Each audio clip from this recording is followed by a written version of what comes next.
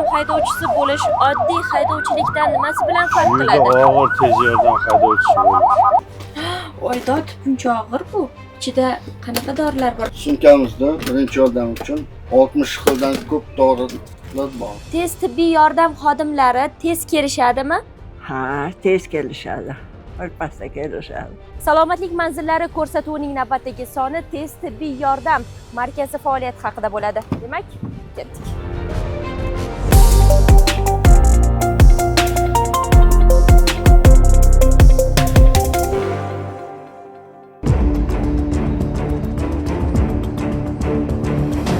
Tez tibbiy yordam xizmati bugungi kunda sog'liqni saqlash tizimining eng muhim yo'nalishlaridan biri hisoblanadi. Bu tizimda har bir murojaat tezkorlik, aniqlik va muvofiqlashtirilgan harakatni talab qiladi.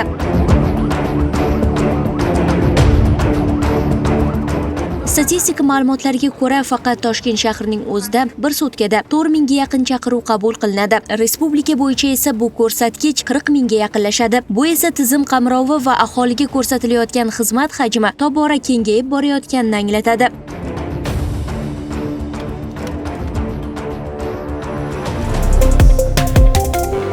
...2022 yil muhtaram prezidentimiz tomonidan maxsus qaror qabul qilingan va ushbu qarorga muvofiq Respublika tez tibbiy yordam markazi alohida tashkilot sifatida tashkil etildi. Uning 14 ta hududiy filiallari hamda stansiya, podstansiyalar tashkil etildi. Yagona vertikal boshqaruv tizimi joriy etildi. Endi islohotlarning asosiy bir jihatlaridan eng avvalo biz tizimni raqamlashtirishga qo'l urdik va birinchi bo'lib shu raqamli texnologiyalarimizni dispetcherizatsiya, ya'ni shu aholidan yoki mamlakatimizning mehmonlaridan 103 qisqa raqamiga kelib tushgan chaqiruvlardan tortib to brigada, tez tibbiy yordam brigadasi chaqiruv manziliga borib, bemorlarga muolajalar, o'sha sog'lig'iga qarab ishlargacha barchasi hozir shu raqamli texnologiya orqali nazorat qilinmoqda, monitoring qilinmoqda. Ya'ni avvaliga 103 raqami faqat Toshkent shahrida ishlagan. Hududlarda bu 103 qisqa raqami bo'lmagan. Ya'ni qarordan keyin biz shu 103 qisqa raqami va kol markazlar tashkil etildi. Har bir hududda hozirgi kunda shu Toshkent shahridagi o'xshagan kol markaz hozir tashkil etilgan hamda hududlar bo'ylab 103 qisqa raqamli telefon qo'ng'iroqlarini qabul qilishmoqda. Bundan tashqari, ya'ni avtomobillarimiz hozirgi kunda GPS trackerlar bilan ta'minlangan bo'lib, elektron xaritalar orqali ularni kuzatib borish imkoniyati paydo bo'ldi. Bundan tashqari eng katta resurs bu dori vositalari. Muhtaram prezidentimiz sa'y-harakatlari, ularning yordamlari bilan hozirgi kunda dori masalasi umuman yechildi. Hech qanaqa muammo yo'q. Avvaliga shu shifokorlarimiz sumkasida 20 turgacha bir dori vositalari bo'lgan. Hozirgi kunda shu 70 turgacha, xilgacha dori vositalar ko'paydi va hech qanday muammo yo'q. Hammasi shu byudjet mablag'lari davlat tomonidan ta'minlab berilmoqda. Tizimning muhim bo'g'inlaridan biri kol markaz. Har bir murojaat aynan shu yerda qabul qilinadi va keyingi jarayonlarga yo'naltiriladi. Men turgan joy tez tibbiy yordamning kol markazi hisoblanadi. Ayni mana shu yerda bemorlarning chaqiruvlariga operatorlar tomonidan javob beriladi. Assalomu alaykum, hormang. Charchamasdan ishlayapsizmi? Assalom, rahmat, salomat bo'linglar. Soatimiz 15:01. Mana shu vaqt mobaynida hozirgacha bir kunda nechta chaqiruv qabul qilindi? Bemorlar shahar bo'yicha Toshkent shahar bo'yicha qabul qilingan 1825 ta chaqiruv qabul qilindi. Shundan hammasi chaqiriqlar brigadalarga tarqatilgan, brigadalar hammasi xizmatda. O'zi umuman olganda, qo'ng'iroq bo'lganda nimalarga ahamiyat qaratasiz? Bemorni birinchi bo'lib chaqiruv sababi, manzilni aniq olishimiz kerak. Telefon raqamlarini olishimiz kerak, chunki mabodo noto'g'ri manzil berib qo'yishgan bo'lsa, adashadi chaqiruvchilar, hayajonlanishadi. Hali bemorni ko'rganda o'zini yo'qotib, adresini noto'g'ri etib qo'yishi mumkin. Shularni aniq yozishimiz kerak. Mo'ljal olishimiz kerak, tezroq topib borish uchun, aniqroq bo'lishi uchun. Bemorning familiyasi, ismi, yoshi bu kerak nimaga bu jinsi kerak bo'ladi chunki brigadani yo'naltirish uchun bizga bu ma'lumotlar zarur. Mana shunday savollarni berganingizda e'tirozlar ham bo'ladimi? Bo'ladi, Fuqarolar e'tirozlar tomonidan. bo'ladi. Yaqinroq joydagi mashinani topib, brigadani topib, tezlikda yo'naltirganimizda imkon qadar tezroq borishadi. Lekin shunaqa payt bo'lib qolishi mumkin, bo'sh brigada yo'q. Mana brigadalar chaqiriqda shu manzilga yaqinroq joyda ketayotgan brigadani imkon qadar topib tezlikda jo'natishga harakat qilamiz. Bunday vaziyatlarda operatorlarning tajribasi va to'g'ri yo'naltirishi muhim ahamiyat kasb etadi. Ilgari murojaatlar qog'ozda qabul qilinardi, to'g'rimi? To'g'ri. Hozir kompyuterlashtirildi, ya'ni elektron tizim yaratildi. Bu qanchalik imkoniyatlarni ko'paytirdi? Imkoniyatlarimiz juda ham yaxshi hozir tomonga o'zgargan. Birinchidan ko'p vaqt talab qilardi. Ikkinchidan bu narsa balkim shu qog'oz qayerdadir yo'qolib qolishi ham mumkin edi masalanda. Keyin buni chaqiriqni oxirgi nimasini yozish uchun yana shu qog'ozga yozish kerak bo'lardi. Masalan, nima bo'ldi bu больницаga olib borildimi, uyda qoldimi, nima sabab bo'lgan ekan, nima diagnoz qo'yildi yozish uchun yana shu qog'ozga yozardi. Endi hozir mana bu elektron tizimga o'tgandan beri biz 1 minutga qolmasdan chaqiriqni qabul qilib olamiz. Shunga qarab mana kartaga qarab turib bo'sh brigadani topib yo'naltiramiz. Bu ancha vaqtimizni tejaydi birinchidan. Ikkinchidan tezroq yordam berishga harakat qilamiz. Ancha yengillashdi yordam berish. Oxiri nima bo'lgani bemalol biza tizimdan ko'rib olishimiz mumkin. Qaysi doktor bordi, qaysi brigada bordi, nima yordam ko'rsatdi, nima dorilar ishlatdi, nima diagnoz qo'ydi, hammasini bemalol ko'ramiz.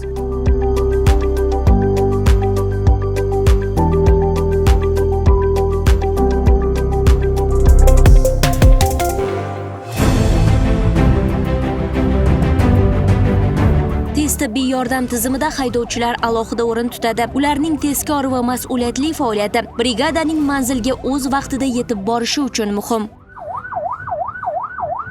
Tez yordam haydovchisi bo'lish oddiy haydovchilikdan nimasi bilan farq Juda qiladi? og'ir tez yordam haydovchisi bo'lish.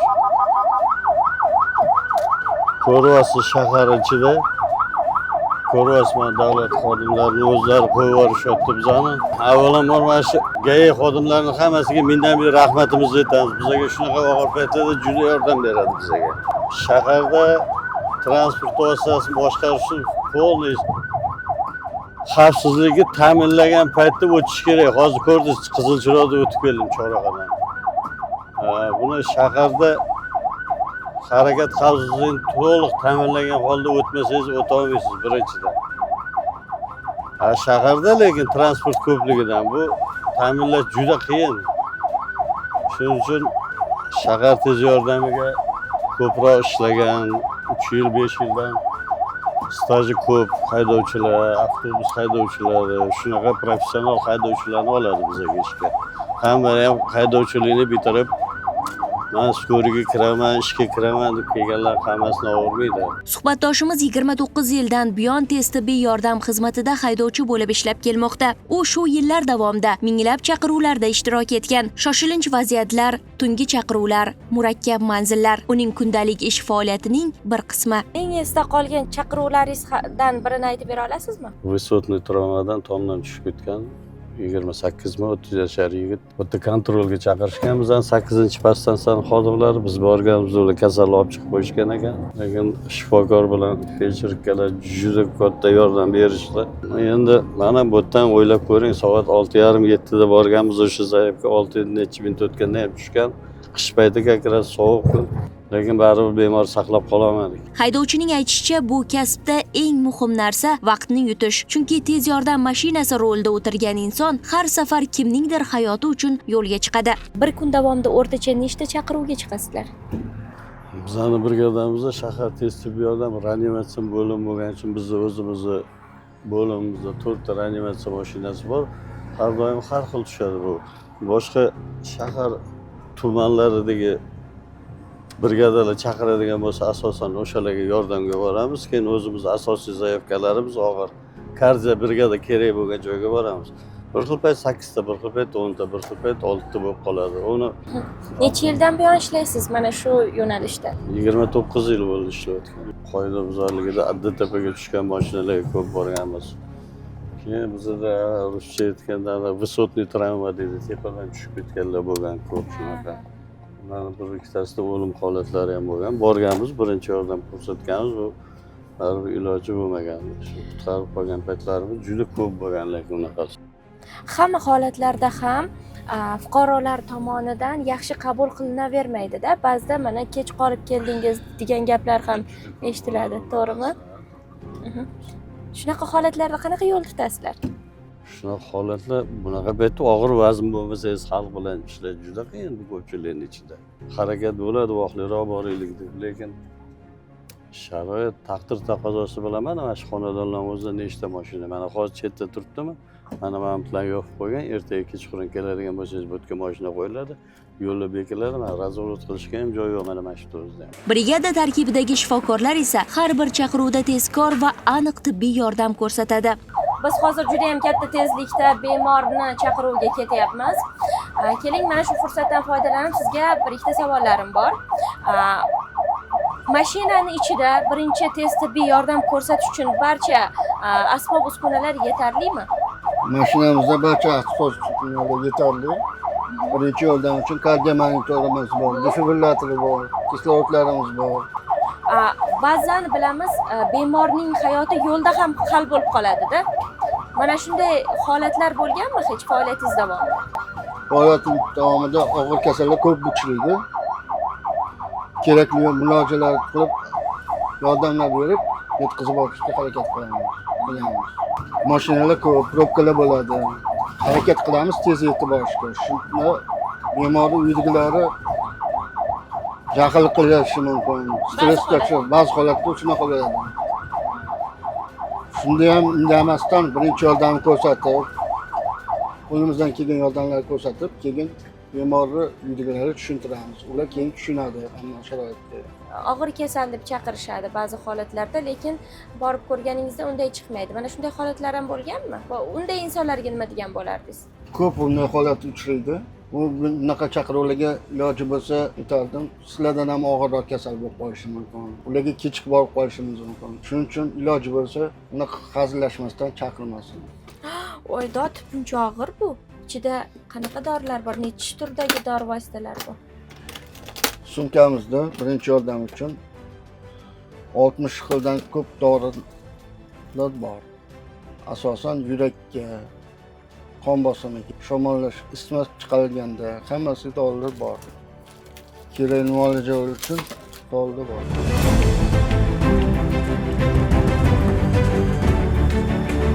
Manzilga yetib kelgach, barcha harakatlar belgilangan tartib asosida amalga oshiriladi. Bu tizimda har bir bosqich o'zaro bog'liq holda ishlaydi.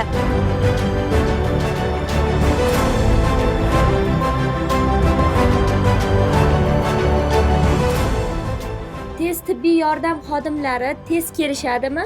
Ha, tez kelishadi. Birpasda kelishadi. Yaxshi xizmat ko'rsatadimi sizlarga? Bo'lib qolib turadi, tez kelishadi. Baraka topsin hammasi. Muomala yaxshi. O'zim savol beraman, biri javob beradi, biri savol beradi, men javob beraman. Endi meditsinadan xabar bo'lganingizdek keyin ehtiyot qilib turasizda. O'sha uchun anaqa mayli, hech kim kasal bo'lmasin. Hamma tani sog' bo'lsin, umri sog' bo'lsin.